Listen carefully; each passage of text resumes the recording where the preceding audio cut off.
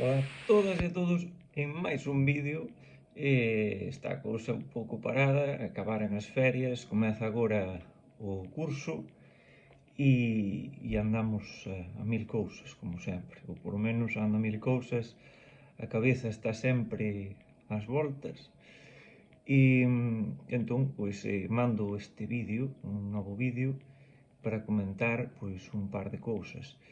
Nas próximas semanas vou comezar a presentar o meu libro, Estado de mente con razón, o de poemas, e no día 20, ás 20 horas, estaremos retransmitindo vía telemática a través do Facebook coa Travesa Editora, presentando o libro, e tamén tiven unha pequena conversa co Cristian Sales que está gravada no seu canal de YouTube, que deixarei aquí embaixo na descripción por se alguén tiver interese en vela. E, aliás, en outubro, máis ou menos, por aí, non sei a que altura, non sei a que altura será, mas vou a presentar o libro posiblemente na Asociación Cultural Alexandre Bóveda, na Coruña, e noutros lugares. Mas, de momento, non há, digamos, unhas datas así específicas. Ben, para alén deste adianto, pois quería tamén comentar, porque estou a receber algúns comentarios que eu acho que supoño que será por algún tipo de preconceitos, supoño que algunha ideoloxía nacionalista trasnoitada, de orixe varia diversa, non sei. Mas, é dicer, a que me está a criticar por como falo, non? Polas escollas que utilizo a hora de falar, e demais. Dicendo que eu estou a manipular algo, non sei que, non sei cuánto, a historia é así, todo está determinado. Non, non é certo. Se eu acreditase que iso fose certo, eu xa teria abandonado todo. É dizer, nada está escrito. Cada paso que damos, cada unha das persoas que decide non se deixar levar pola corrente, está a facer historia. E estamos a facer historia, todos e todas. Así que, lamentablemente, non vou concordar, e é-me igual, e non penso responder ese tipo de comentarios estúpidos, porque son comentarios estúpidos. Se a xente acreditase niso, non tería existido o Grupo Nós, non terían tentado mellorar a situación da Galiza e do galego, o Seminario de Estudos Galegos, etcétera, etcétera. É dizer, se non acreditasen nunha posibilidade de mudar as cousas, pois Carballo Calero e todos os estudantes desa época pois terían ignorado totalmente que o galego era un idioma que non estaba no ensino universitario, etc. Mas non, protestaran e pediran e conseguiran que exista ensino en galego na universidade. Ainda hoxe en día é mínimo, mas conseguiran avanzar, conseguiran mudar as cousas. E non estou a falar somente dunha cuestión que atinxa o ámbito universitario, estou a falar dunha cuestión tamén de lingua. Dizer, se imos máis para atrás, se vamos máis para atrás, o tempo das irmandades da fala, dizer, esta xente tiña unhas intencións que son fáceis de ver se lemos os seus textos. Dizer, esa criación de palabras, esa aparición de diversos hipergaleguismos, utilización de diversas palabras como pode ser conquerir en vez de conquistar, etcétera, etcétera, non? Ou arcaísmos, etcétera, etcétera, con tal de se distanciar do castellano. Era unha xente que tiña idea de que o galego debía de marcar esa diferenza respecto do castellano para sobreviver. De facto, conseguírano, porque aínda há persoas a utilizaren estes termos hoxe en día e que se conservou a través das persoas, é dizer, ese uso. Por tanto, se iso fose certo, que non podemos mudar nada, non tería mudado nada as Irmandades da Fala, non tería mudado nada o Seminario de Estudos Galegos, non tería mudado nada a Xeración Nós. Mas estamos aquí loitando, se continuamos a existir e a resistir, entón temos futuro. O futuro consiste en non se deixar ir. O futuro consiste en defender o que nós acreditamos que é o xusto. E eu vou continuar a loitar e acreditar polo que é xusto, polo que eu acho que é xusto. E non me vou render, e non vou mudar nada. É-me igual o tema dos comentarios negativos e demais. Se eu acreditase na morte da lingua, seguiría a Real Academia Galega. Xa há pouco apareceu un académico, se mal non lembro, nun artigo en que dicía que se sobrevive o país, sobrevive a lingua. Iso funcionaría perfectamente dentro do discurso do nacionalismo español. É o mesmo que di Feixóo, toda esta xente. E isto é un representante da lingua galega dentro da Galiza. É dizer, con estes representantes é mellor xa non ter, literalmente. É dizer, as autoridades lingüísticas están contra a súa propia lingua. É dizer, van contra iso do que están a viver. É algo sorprendente. Pois os que ainda non temos nada claro nesta vida, infelizmente, como é o meu caso, non teño claro para onde vou, non teño claro o que é que vou conseguir con todo este traballo que estou a facer, non o sei, non sei onde vou, mas há algo que teño claro, e é que vou continuar coas miñas ideas e vou continuar a defender o que acho que é correcto e o que acho que pode darnos un futuro. E o futuro está lonxe das institucións académicas establecidas, é dizer, totalmente nun lugar oposto. O discurso e os discursos, se podemos falar de varios, non está a funcionar. Non está a funcionar o discurso do nacionalismo español dentro da Real Academia Galega, non está a funcionar o discurso do nacionalismo galego, da separación de galego e portugués, abandonando o galeguismo histórico e toda esa tradición que temos e da que xa falei en diversos vídeos anteriormente. Non está a funcionar. Realmente non está a funcionar. Ou estamos xuntos nesta, ou acabouse todo. Non ten moito máis. Se algo pode acontecer, é que nos vamos disolver, literalmente. Ímonos disolver e o castellano vai acabar con todo, absolutamente con todo, que xo está a facer. É dizer, o castellano actúa de forma, pois, ia dicer natural, mas non é natural, obviamente. Non é natural que haxa unha lingua estranxeira que estexa a facer desaparecer a propia dun lugar. Iso non é natural. Mas quero dicer, estando na situación en que estamos, sendo Galiza unha colonia de España e o galego sendo residual, en media, o sea, nos media, en toda parte, na administración, en todo lado. É dizer, en todo lado está completamente desaparecido. O que é que vamos facer aquí? Qual é a solución a todo isto? É dizer, algúns comentaban, con razón, Freixeiro Mato, na presentación dun libro na Feira do Libro da Coruña este ano, dicía: sen termos unha autoridade política galega, un goberno galego, é imposible mudar nada. Dicía o profesor Cácamo que a lingua, como moitas cousas, están a ser capitalizados, están a ser transformados nunha especie de produto de compra e venda.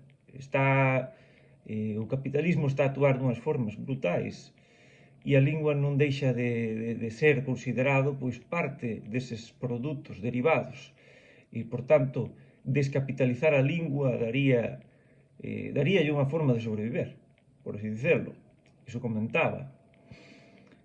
E claro, eu penso en todo isto, penso nestas questões que me parecen interesantes, mas quais son as posibilidades reais de que exista un goberno galego? Dicer, sobre todo cando só existe un partido realmente galego, que é o Bloque Nacionalista Galego, e o cual ten unhas ideas que, en certa medida, están ultrapasadas. Ten cousas boas e ten cousas más, mas na verdade é que precisamos dunha renovación política. É algo que é obvio e o que vemos é que non Non há unha política galega, non está a funcionar. Noutros lugares, en Cataluña, País Vasco e demais, teñen unha política galega nomeadamente de dereitas, e está a funcionar esa política que é propia deles. Na Galiza non há unha política de dereita galega funcional, e a esquerda leva a repetir os mesmos discursos en cuanto perde peso. Há unha fragmentación política en diversos partidos que van aparecendo, tanto en cuestión de suposta política galega, que non me deixan máis do que ser derivados do Bloque Nacionalista Galego, como pode ser a Nova e etc. E no lado español, pois igual, unha fragmentación da direita, Ciudadanos, Vox, que non deixan de ser derivados, os derivados máis reaccionarios do Partido Popular, que é o partido que aglutinaba da direita a ultradireita, con algunhas persoas que, algunhas de centro, mas na verdade é que moitas veces a política a nivel máis baixo atende máis a persoas do que a partidos en sí. Entón, pois, está complicado. E eu aquí tamén non son especialista en cuestións de política, mas é o que vexo. E é unha situación bastante difícil a nivel político que consigamos ese algo, non? Que sería termos a posibilidade de decidir por nós. Tendo perdida esta posibilidade, a cuestión da capitalización da lingua, ademais, é imposible. Absolutamente, eu vexo tamén imposible, utópica, quase tanto como o tema político. E entón, pois, non sei, na verdade non sei que medidas deberían aparecer para que mude algo nese sentido. A anticapitalización, estamos nunha globalización capitalista absoluta en que todo ten o seu prezo, entón, non sei. É complicado. E entón, pois, non sei. Cabería pensar noutras alternativas en que eu agora mesmo non teño idea, non se me ocorre nada. Así que se alguén ten idea, aquí ten a caixa dos comentarios, que coloque os comentarios na parte inferior, e vemos que é o que se pode facer realmente. Desde as institucións lingüísticas, eu non vexo camiño. O que está agora mesmo a traballar aí, non vexo camiño, porque son xente que se dedica a diseccionar o que acontece, non están a mudar nada da situación, e aliás están a favorecer a propia desaparición da lingua, aceitando todo tipo de construcións alleias a nivel sintáctico, lexical, etc. Están a adotar o castellano como lingua dentro do galego, que xa comezaran con isto cando adotaran a ortografía castellana, mas está a avanzar de moitas formas, e isto xa é imparável. O único xeito de parar isto sería xa adotar unha ortografía galega-portuguesa converxente e comezar a forzar unha mudanza real, chegándonos ás estruturas que mantén Portugal. Caso contrario, estaremos a facer decalques constantes do castellano de todo tipo. E isto está bastante claro, estáse a facer cada día máis obvio. Estaba na escola de idiomas, que me matriculei este ano como alumno, por primeira vez de alumno de portugués, e colocaba aí a cuestión o profesor Faxín en diversas estruturas que xa soan alleias. Estás a ler e estás a perceber que iso non é galego, nin é portugués, e, por tanto, mesmo, eu que sei, cousas como pode ser pasado mañá. De onde ven iso de pasado mañana? É todo unha copia do castellano. En vez de dicer depois de mañá, pois pasado mañá, que é o mesmo con castellano. Os días de semana, unha imitación do castellano, tendo as feiras, que mesmo utilizaba Rosalía de Castro, etc. Prefiren ir sempre a adotar o que é exactamente converxente co castellano. O futuro nese camiño é a desaparición absoluta e total da lingua. Non é só que non resistan e non tenten resistir o avanzo da sustitución lingüística, mas que están a promover iso, están a favorecer esa transformación e iso, facer do galego unha traducción literal do castellano. É o que están a facer. E entón, pois, non vexo futuro. Aí non vexo futuro. E E o futuro está na resistencia. A resistencia está en ler portugués, estudar portugués. E ese é o único camiño. Non existe outro camiño. Non existe dar literatura portuguesa nas aulas de galego. Iso non existe. Existe dar literatura portuguesa e lingua portuguesa fora das aulas do que eles chaman galego, que non deixa de ser, como digo, unha deturpación absoluta da nosa lingua. Há que separar iso e há que establecer o portugués como máis unha lingua de ensino. O futuro do galego pasa polo ensino. E o ensino do portugués. E entón, o decreto de lingüicidio absoluto do galego, do Feixóo, que establece un 33 castellano, 33 galego, 33 inglés, debería mudar para un 25, no mínimo, portugués. 25 portugués, 25 galego, 25 castellano, 25 inglés. Iso daría unhas posibilidades, unhas chances boas ao galego de mellorar e sobreviver. Caso contrario, non. Eu conto, o portugués sería un reforzo do galego e estaríamos a ter un 50% de galego, porque galego e portugués é a mesma lingua, e estaríamos a gañar. Tentativas de unir todo na mesma cadeira sería perder posibilidades e tempo para o galego, que é o que precisa. O galego precisa máis espazo dentro das aulas. Non há outro camiño. É imposible.